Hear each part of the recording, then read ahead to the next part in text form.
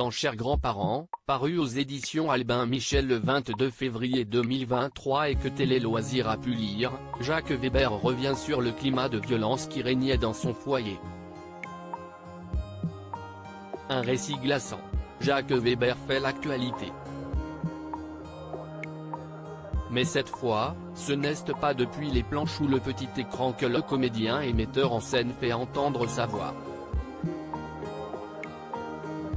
Dans une autobiographie saisissante, On ne dit jamais assez aux gens qu'on les aime, paru aux éditions de l'Observatoire le 8 mars 2023, l'homme de théâtre revenait sur les drames qui ont jalonné sa vie, de l'agression sexuelle dont il a été victime de la part d'un curé, à l'alcoolisme qu'il a envoyé en cure de désintoxication, en passant par le décès de son frère d'un cancer.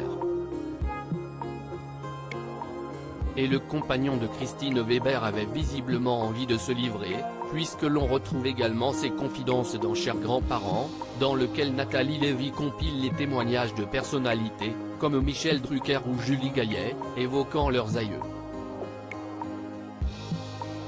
Jacques Weber, de la violence et des traumatismes. Si beaucoup de personnalités se remémorent de bons souvenirs familiaux dans l'ouvrage sorti le 22 février 2023 aux éditions Albin Michel, ce n'est pas le cas de Jacques Weber. De sa grand-mère, qu'il qualifie de pute de service, son grand-père qu'il enfermait dans un cagibi, à son père à la main leste, si est une enfance marquée par la violence qu'il retient.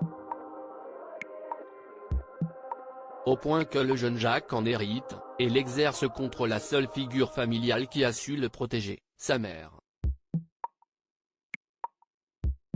L'amant d'Annette raconte, « Heureusement, s'il n'y a pas eu de gestes tendres de mes grands-parents, il y a eu ceux de ma maman pour me consoler, même si elle piquait des crises de colère parce que j'étais un garçon très difficile.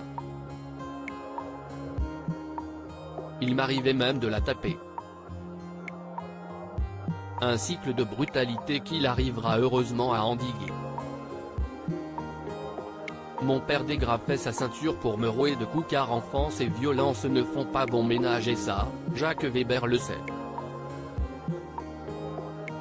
Un constat que l'acteur fait d'autant plus qu'il a lui-même connu le cadeau de la paternité.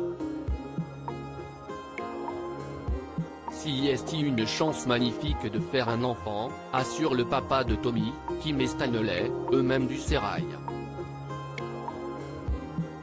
On devine que sa progéniture a connu une jeunesse à milieu de celle vécue par le comédien et réalisateur. Ce dernier garde de douloureux souvenirs de disputes avec son père qui dégrafait sa ceinture pour le rouer de coups. Et d'ajouter, ça se faisait à l'époque. Si est comme ça que les problèmes se réglaient. Une époque heureusement révolue, même si la maltraitance infantile existe toujours. À lire aussi Ma tête d'enfant entre ses cuisses en sueur, les confidences glaçantes de Jacques Weber, victime d'abus par un religieux.